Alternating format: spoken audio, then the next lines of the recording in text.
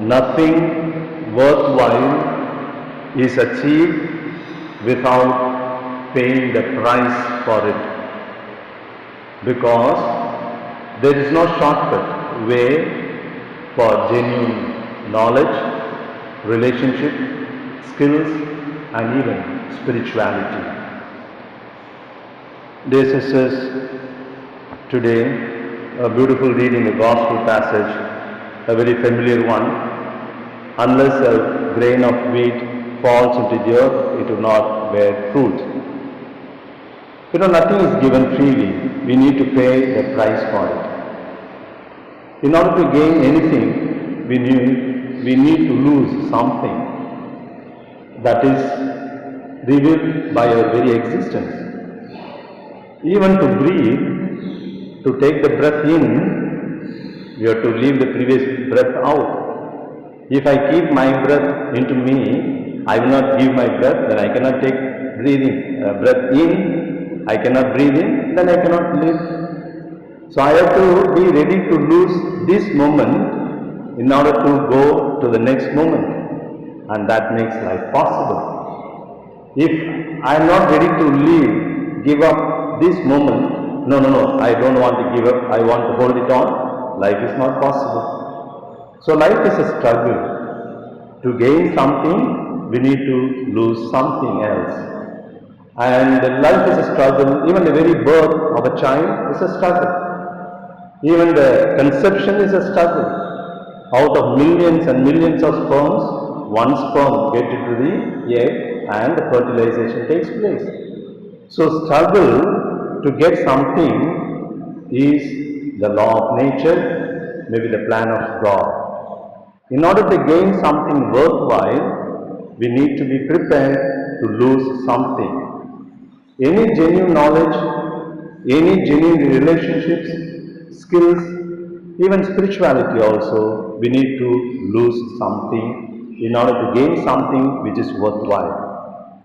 And today's theme is, we are a mission on earth. Now, to be a mission, we need to lose something.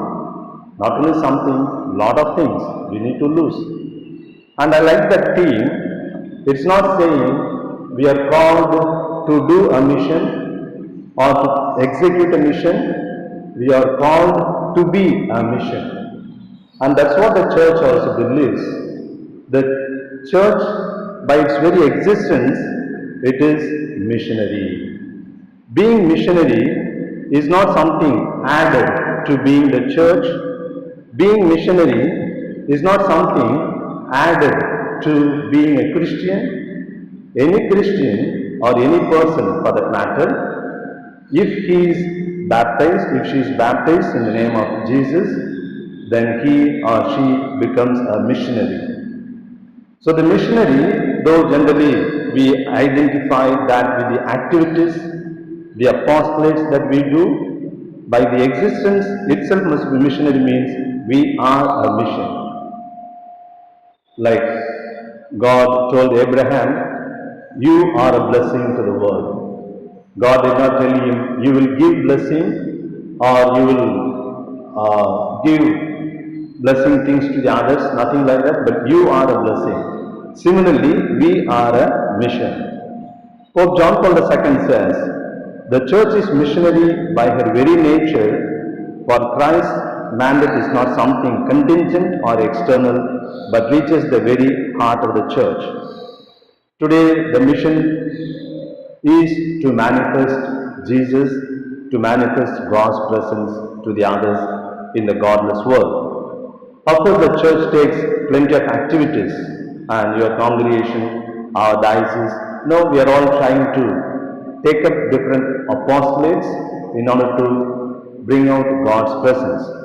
For example, the propagation of faith in Rome, it helps about 1100 mission dioceses, nearly 2 lakhs schools all over the world, more than 5,000 hospitals, more than 18,000 dispensaries, about 600 leprosy centers, and more than 80,000 social and pastoral projects.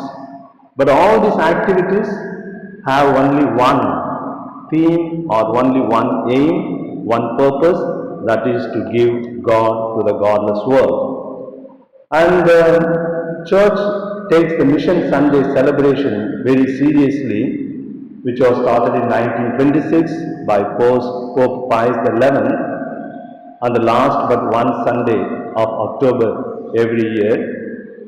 And this Mission Sunday is very important because the church invites the people to realize that we are all participating in the mission of the church, and we are called to pray for the mission and to contribute something for the mission, whether we give small amount or big amount. By contributing, we are all told that we are equal and we are participating in the great mission of the church. And Jesus says, "Go therefore and make disciples of all nations, baptizing them in the name of the Father, and of the Son, and of the Holy Spirit." Perhaps some centuries back, the church thought baptizing people was the only mission of the church. But unfortunately, we did not read the text properly. Jesus says, "Go therefore, make disciples of all nations, baptizing them." So baptizing them is only a subordinate clause. It only explains how to make disciples, and before baptizing, they should be disciples already. And how to make disciples? Only by living a life of discipleship in our lives.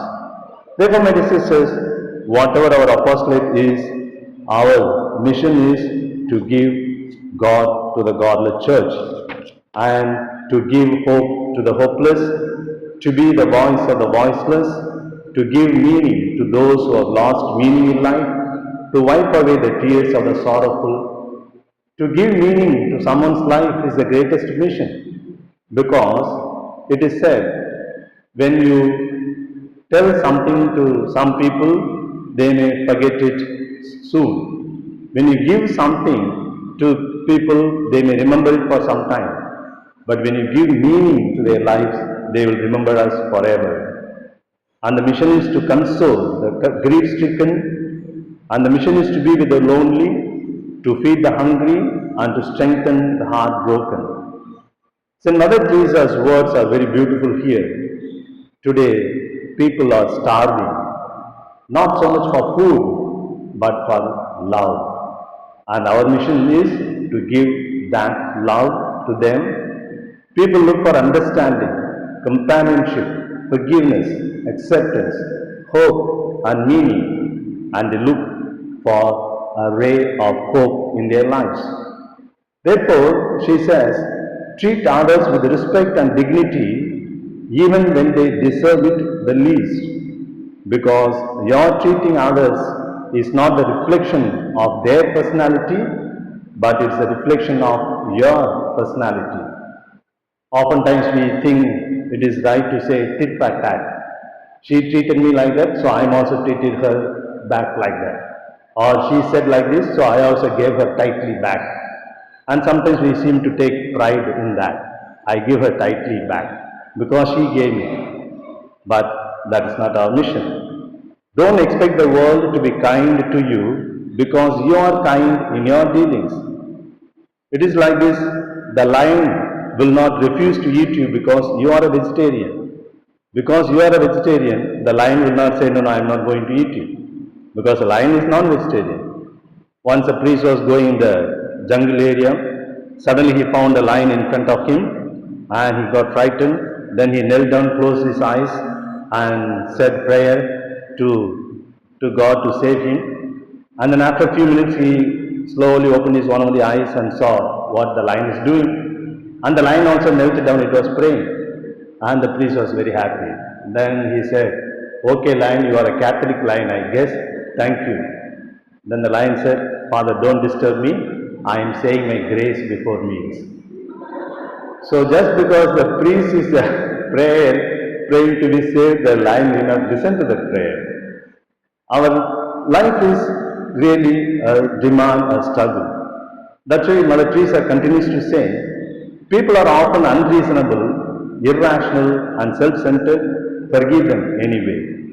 If you are kind, people may accuse you of selfish, ulterior motives. Be kind anyway. If you are successful, you will win some faithful friends and some genuine enemies. Succeed anyway. If you are honest and sincere, people may deceive you. Be honest and sincere anyway. What you spend years creating, others could destroy overnight. Create anyway. It happens in the diocese, in the province, in the parish. We do so much, we take so much efforts to put up something, to bring something. The next person may say, no, it's not useful, but still, let us do. If you find serenity and happiness, some may be jealous. Be happy anyway. Sometimes when you smile at people, they are getting angry. Why this fellow is always smiling? And smiling is very contagious. When you say hello and smile, they also start smiling. Why are you smiling? There's something happening. When they ask that question, they already smile. Smile is contagious and that's a sign of happiness. The good you do today will often be forgotten. Do good anyway.